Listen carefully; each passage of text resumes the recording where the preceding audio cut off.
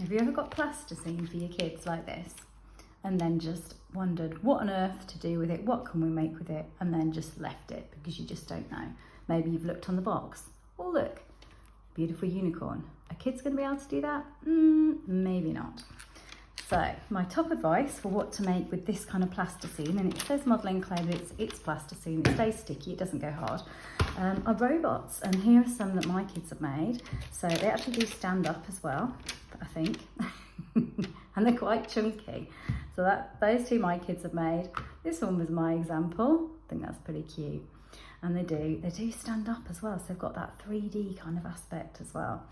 They look better lying down on this video, so we're going to lie them down, and I'm just going to show you really quickly how I made them. I've got this much plasticine left after we've made these 3 robots with this set, so we're going to be able to make at least 4 of these. So the good thing about robots is they can be any colour.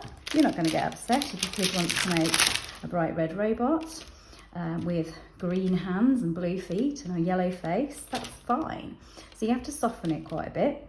So you get your long strip, you come in long strips like that, and you have to soften it, just like you'd soften blue tack, and then try and get it into a ball shape, and that's going to be the main body. And one of these is a good size for the main body of your robot.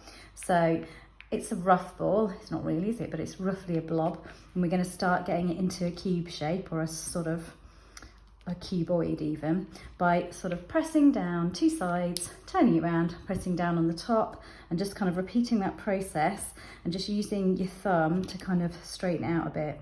So I'm going to do it as quick as I can for this video, so I'm going to do it really quick. So roughly, I think we've got a square body. Now it could go that way around. They look quite cute if their bodies are kind of wide, so I'm going for that way. And then I'm going to have a green head. So the head is going to be like half of a block, I think. So again, just sort of warm it up with your kids. You can just tell them to really squish that like they squish blue tack. And if you don't think your kids ever squish blue tack, you're probably wrong, because they tend to find it at school and they tend to play with it. Okay, so start doing that thing where you're just squishing 2 sides at a time and trying to make a cube shape. You just have to kind of pass it around in your hands until you sort of squashed it into a rough cube, and then flatten it a bit. Okay, and then we're going to have, a bit like my robot before, we're going to have like a wide rectangle head. So that head, just because it's nice and sticky, it just attaches itself. So you've got 2 nice big chunky blobs there for kids. So that's quite easy for children to make a robot body and a robot head. And you're not going to get upset, because robots can look like what they like. I mean, look at my kid's robot. Is that on its head? But it doesn't matter. I think it's an antennae. It looks like a party hat. But robots can look however you like. So you're not going to be arguing with them about, should the head be blue? Because actually it could with a robot. Whereas if you're trying to make an animal with them, you know the colours of those animals, you know, and you see them making it different colours, and you get a bit stressed as an adult. Well, this is stress-free. So making my 2 legs, my robot, nice and chunky. Again, just do that thing where you're squashing it down at the same time as turning it. I could make a bit more effort and make these cuboid-like, but there you go, 2 legs. They have to be pretty wide on the bottom of the legs. You have to really flatten that like foot bit so that it stands itself up, because I think the charm of these, oh, that's really crunchy sounding, sorry. I think the charm of these is that they stand up on their own. So let's just try. So we put the legs here, make sure the top's nice and flat and wide, and just stick the robot body on top. Give it a wiggle. Okay, so we've got that so far. Pretty good. Arms, half of one of these. Could squish it all together as one. Could make like a long tube and then cut it in half for the arms. So yeah, I'm going to do that. I'm going to just make the long tube. I'm going to press on the end to make the end of the arms like that. I'm going to pull it apart, press on the end. And I think with robots, arms stuck to their sides is easy. It makes them less likely to fall apart, and it looks quite like a robot. If I had more time, I'd make those squared off, but I'm just doing it for a quick demo. So now I'm just going to stick the arms to the side of the robot like that.